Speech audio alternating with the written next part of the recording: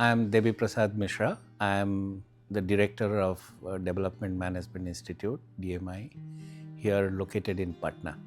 Development management is a variation of management education. As everyone knows, the management education began in 1950s when Harvard Business School started its MBA program. In about 30 years' time, the most audacious variation that was introduced was the rural management, which was set up in Anand to provide human resource support to the then unfolding Operation Flood program. Now, there is some seed of understanding that lies there. Why was that introduced? It was indeed audacious to think that a management education, which was just about 30 years old, required a variation in it. Education, as we say, has two roles.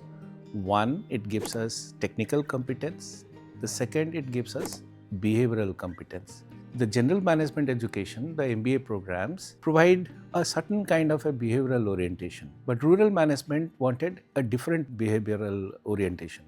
Some of the principles of management are generic. At the core, it's about coordination and optimization, managing things, achieving objectives with limited resources. The general management programs provide technical competencies and a behavioral orientation of a certain type.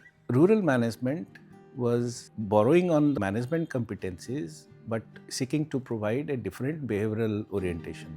Rural management, which is the precursor to development management that we do here, is one that keeps an eye on the last man standing, so to speak. Management education in general teaches you how to contribute to the growth in the economy. Development management additionally draws your attention to the equity issues. For us, yes, we are also focused on growth.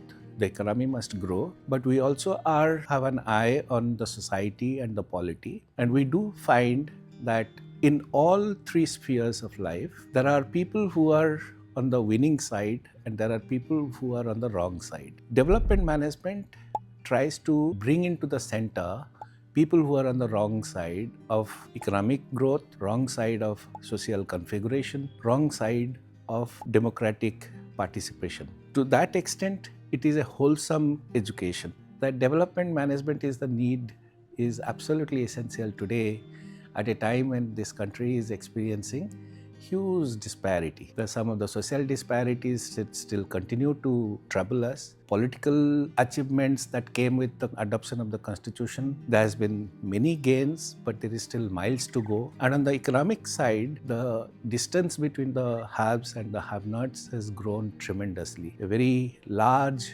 proportion of the income and assets are owned by just about 5% of the people. The rest 95% have the rest to share among themselves.